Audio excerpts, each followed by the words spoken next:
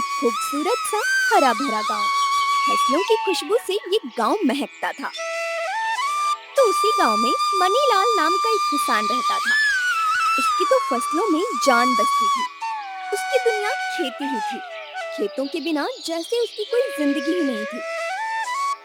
उसके घर में उसका एक पुराना दोस्त अभिमान भी रहता था, जो मनीलाल के बराबर वाले दूसरे घर में किराए पर रहता था।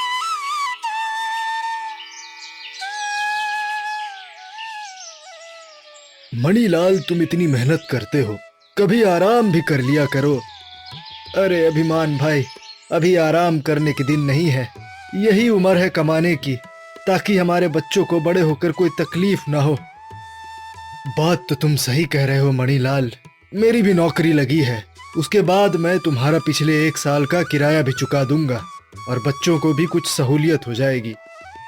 अरे वाह, नौकरी लग गई, ये तो खुशी की बात है। अरे चंपा, मिठाई लेती आ। देखो, अपने यार अभिमान की नौकरी लग गई है। जी, अभी लाई। मनीलाल बहुत ही खुश था अपने दोस्त की नौकरी लगने से। जब रात हुई तो अभिमान घर आया। ये घर मनीलाल के बराबर में ही था, जो कि मनीलाल का दूसरा घर था। उसके आते ही उसकी पत्नी ने सवाल किया, ये आपने क्या किया जी आज? चंपा बहन बता रही थी कि आपने मनीलाल भैया से ये बोला है कि आपकी नौकरी लग गई है। क्या सच में आपकी नौकरी लग गई है? अरे तू भी ना शिवानी, अगर ये झूठ नहीं बोलता तो मणिलाल को मुझ पर भरोसा कैसे होता? क्या मतलब जी? मैं समझी नहीं। मतलब मैं समझाता हूँ। देख, तू तो जानती है ना मणिलाल कितना मेहनती है। कुछ ही सालों में उसने गांव में कितनी जमीन खरीद ली। अभी वो कितना अमीर हो गया है। 2 घर भी है उसके पास, और हम उसके घर का किराया भी नहीं दे पाते। ये तो अच्छी बात है ना जी। आप भी उनके साथ मिलकर उन्हीं की तरह मेहनत कीजिए, फिर हमारे पास भी सब कुछ होगा। मुझसे इतनी मेहनत नहीं होगी, और थोड़े बहुत से मेरा काम नहीं चलेगा, क्योंकि मुझे मणिलाल का सब कुछ चाहिए। मणिलाल मुझ पर बहुत भरोसा भी करता है, और वैसे भी मेरे पास एक तरकीब है। क्या तरकीब है जी? ये मैं तुझे बाद में बताऊंगा। देखिए जी, ये सब बहुत गलत है। आप ऐसा कुछ भी मत कीजिए। वो लोग हमें अपना मानते हैं और हम पर भरोसा करते हैं। अगर तू मेरे साथ रहना चाहती है तो अपना मुंह बंद रखना और किसी को कुछ भी मत बताना। इतना बोलकर अभिमान सो जाता है और शिवानी बेचारी चुप रह जाती है। कई दिन ऐसे ही बीत गए। अभिमान नौकरी का बहाना करके सुबह निकलता और शाम को वापस आ जाता। ये देख मनीलाल बहुत खुश था। मनीलाल भी अपनी खेती में लगा रहता, और एक रात अभिमान मनीलाल के पास आया। मणिलाल, मुझे कल शहर जाना होगा। मेरी नौकरी में बदली हो गई है। अब मुझे शहर में रहकर ये नौकरी करनी पड़ेगी। इसीलिए मैं कल सुबह होते ही यहाँ से चला जाऊंगा। फिर पता नहीं कब मिलना होगा, इसीलिए आखिरी बार मिलने आया था। ये तो खुशी की बात है। शहर जाकर तुम्हारी जिंदगी बदल जाएगी, पर तुम्हारे जाने के बाद बहुत अकेला अकेला लगेगा दोस्त। हाँ, बात तो तुम सही कह रहे हो। इसीलिए मैं ये काजू कतली बनवा कर लाया हूं बिमल लाल के यहाँ से। ये लो, खा लेना और बीवी को भी खिला देना। अरे ये खर्चा करने की क्या जरूरत थी?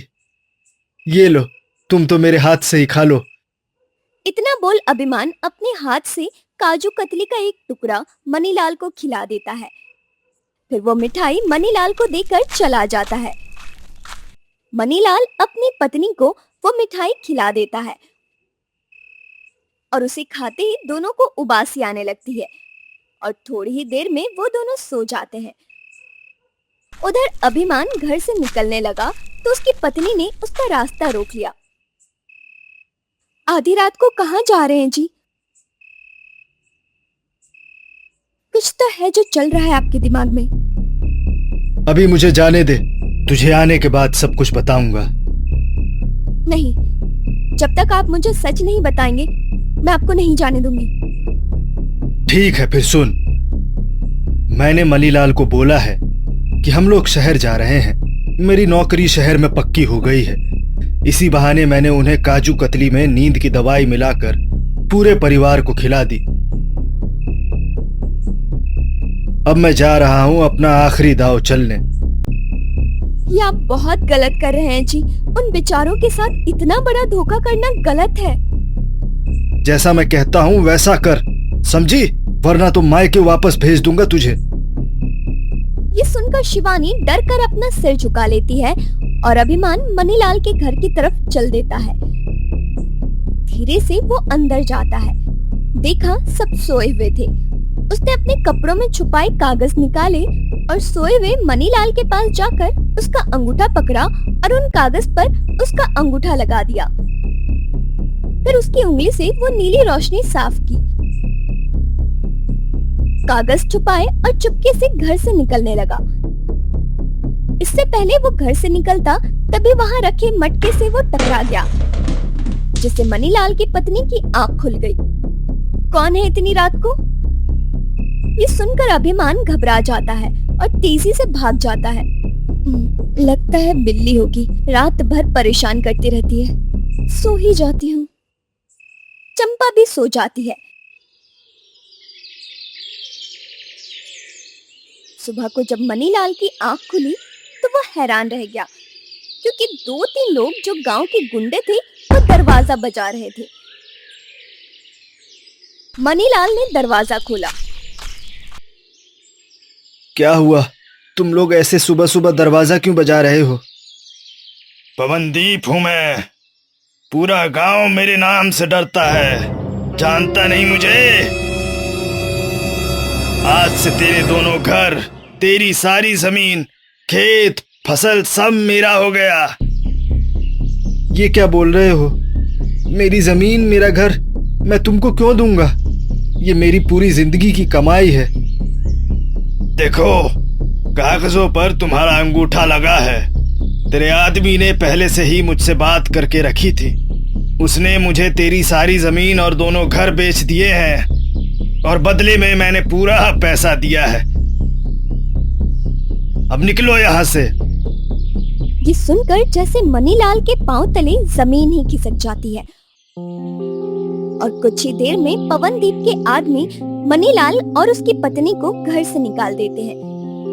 एक ही झटके में मनीलाल की सारी दौलत चली जाती है और वो सड़क पर आ जाता है।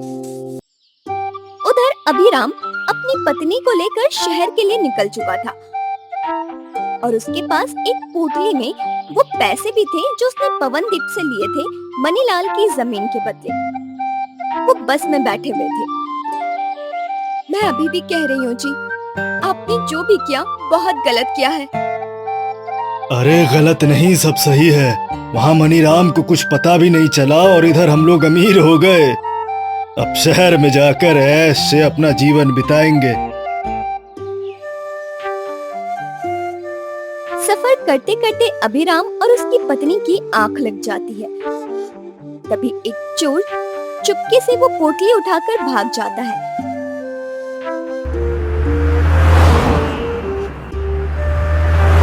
और जब शहर पहुंचकर उसकी आंख खुली तो अभिराम के तो होश ही उड़ गए। मेरे पैसे वो कहाँ गए? नहीं, ये नहीं हो सकता। मैं लुट गया, बर्बाद हो गया। मेरी पूरी मेहनत खराब हो गई। मेरे सारे पैसे चोरी हो गए। मैंने तो आपको पहले ही बोला था जी, बुराई का अंजाम बुरा ही होता है, पर आपने मेरी सुनी ही नहीं। अब खुद देखिए ना, गांव के रहे न शहर के, अच्छे खासे मनीलाल भाई साहब के घर में रह रहे थे, अब कहाँ ठोकरे खाएंगे जी। एक ही पल में अभिराम के सारे सपने टूट गए थे। उधर मनीलाल अपने एक दोस्त के यहाँ किराए पर रहने लगा। हमसे हमारा सब कुछ छिन गया जी, फिर भी आप उदास नहीं हैं? हाँ, क्योंकि मेरे पास मेहनत की ताकत है। मैं फिर से अपना सब कुछ कमा लूंगा और उस पवनदीप को पैसे देकर अपना सब कुछ हासिल कर लूंगा। मनीलाल अब और लगन और मेहनत से काम करने लगा था।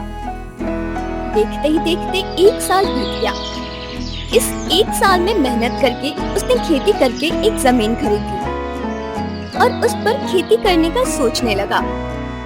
तो वहीं शहर में दर बदर ठोकरे खाकर अभिराम थक चुका था और उसने वापस गांव आने का फैसला किया। अपनी पत्नी के साथ वो वापस गांव आ गया और एक घर में रहने लगा।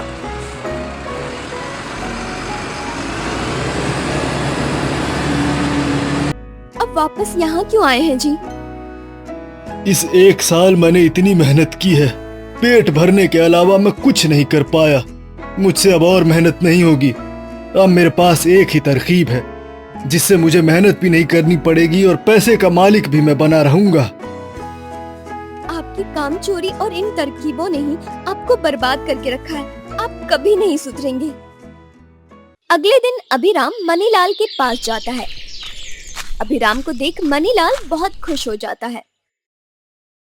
अरे अभिराम, तुम कब आए शहर से? तुम्हारी नौकरी कैसी चल रही है? मैं शहर छोड़कर आ गया हूँ। वहाँ कोई अपना है ही नहीं, इसीलिए मैंने सोचा कि क्यों ना तुम्हारे साथ मिलकर हिस्सेदारी में काम किया जाए। तुम्हारे जाने के बाद मुझसे मेरा सब कुछ छिन गया दोस्त। जी भरकर मेहनत के बाद मैंने एक जमीन खरीदी है। कल उस पर फसल बोऊंगा। ये तो और भी अच्छा है। तुम्हारी नई जमीन पर हम दोनों साथ मिलकर खेती करेंगे। आधा मुनाफा तुम्हारा, आधा मुनाफा मेरा। दोनों दोस्त मिलकर साथ भी रह लेंगे और काम भी होता रहेगा। और मैं आधी जमीन का किराया भी दे दूंगा फसल बिकने के बाद। तरकीब तो अच्छी है, मुझे कोई दिक्कत परेशानी नहीं है। ठीक है, फिर कल से काम शुरू करते हैं। अगले दिन मनीलाल खेतों में काम करने लगता है। शुरू के 1-2 दिन अभिराम भी काम में साथ देता है, पर फिर वो बात बात पर बहाने बनाने लगता और एक दिन खेतों में हल चलाना था। चलो दोनों मिलकर खेतों में हल चलाते हैं। मनीलाल, आज सुबह से ही मेरे पेट में बहुत दर्द है। लगता है डॉक्टर को दिखाना पड़ेगा। कोई बात नहीं, तुम घर पर रहकर आराम करो, हल मैं चला लूंगा। मनीलाल वहां से चला जाता है तो अभिराम अपनी पत्नी से कहता है, देखा कितना बेवकूफ है मेरा दोस्त। मेरे झूठ को सच मानकर खुद चला गया। आपके ये झूठ आपको एक दिन भारी पड़ेंगे और ये मनीलाल भाई की बेवकूफी नहीं, अच्छाई है।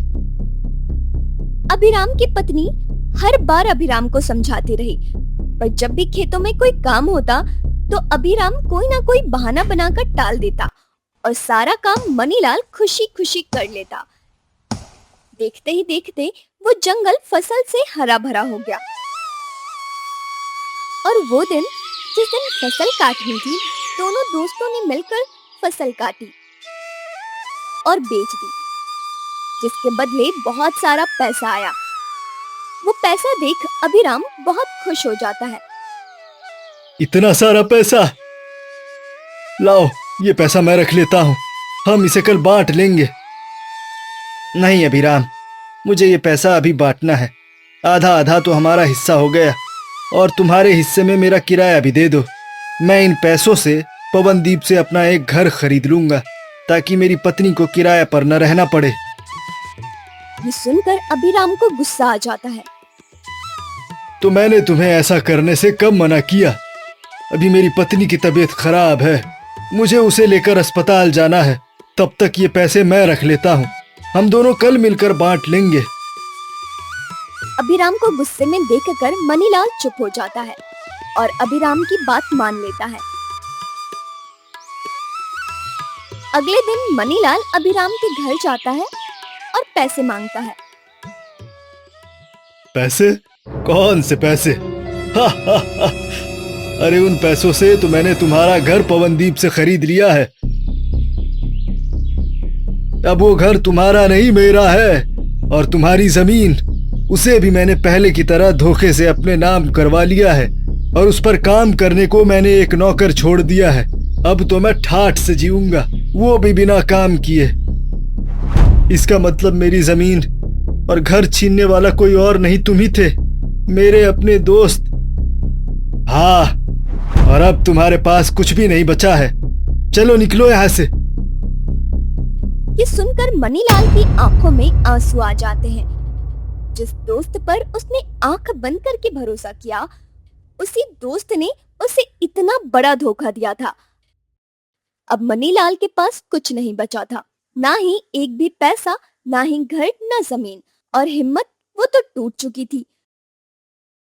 वो सदमे में एक रास्ते पर चलने लगता है और चलते चलते भटक जाता है।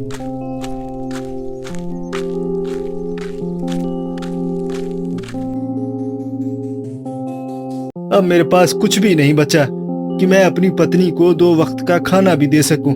मेरी सबसे बड़ी ताकत थी मेरी मेहनत और मेरी खेती। 2 बार मुझसे वो छीन ली गई।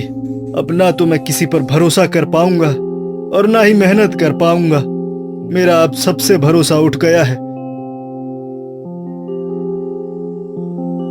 एक काम करता हूं, अपनी जान ही दे देता हूं। मेरे पास जीने के लिए कुछ भी नहीं बचा है। रोता हुआ मनीलाल मायूस होकर अपनी जान देने के लिए एक दरिया के पास जाता है और जैसे ही वो उसमें कूदने लगता है तभी पानी के अंदर से एक आवाज आती है। तू तो इस गांव का सबसे हिम्मत वाला किसान था ना, फिर इतना कायर कैसे हो गया जो अपनी जान देने चला है? क्या करूंगा मैं जीकर जब जीने के लिए कुछ बचा ही नहीं। ठीक है, अगर तूने ठान ही लिया है तो तेरी मर्जी, पर ऊपर वाला कभी किसी की मेहनत नहीं रखता। क्या तुझे अपनी मेहनत का फल नहीं चाहिए? मैं कुछ समझा नहीं। अपनी आंखें बंद कर, उसके बाद तुझे तेरी पूरी जिंदगी की मेहनत का फल मिल जाएगा। मनीलाल आंखें बंद कर लेता है और दूसरे ही पल जैसे ही आंख खोलता है तो वो हैरान रह जाता है, क्योंकि उसके सामने हीरे मोतियों से भरी एक पोटली थी, जिसे देख मनीलाल की आंखें खुशी से चमक उठती है।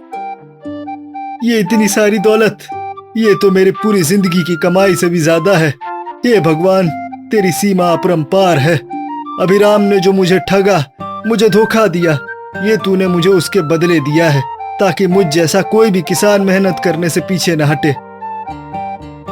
जहाँ मनीलाल मायूस होकर मरने जा रहा था, वहीं अब वो जी उठा था।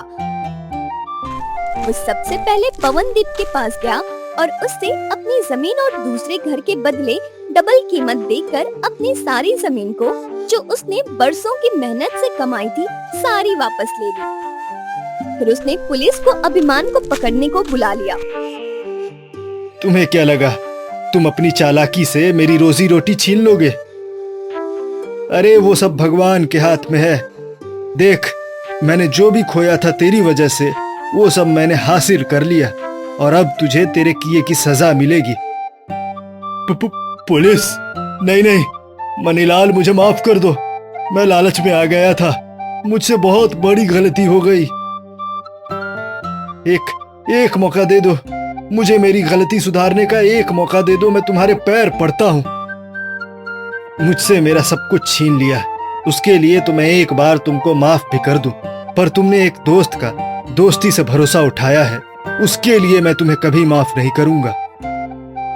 अभिराम मनीलाल से मिन्नतें कर रहा था, पर मनीलाल उसे 2 बार धोखा खा चुका था। वो आगे भी धोखा दे देता।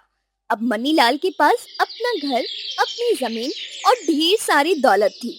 अब वो फिर से मेहनत और लगन से काम करने लगा था और खुशहाल जिंदगी जीने लगा था। जिसके पास मेहनत करने की हिम्मत होती है, उससे बड़ा धन इस दुनिया में कोई नहीं हो सकता।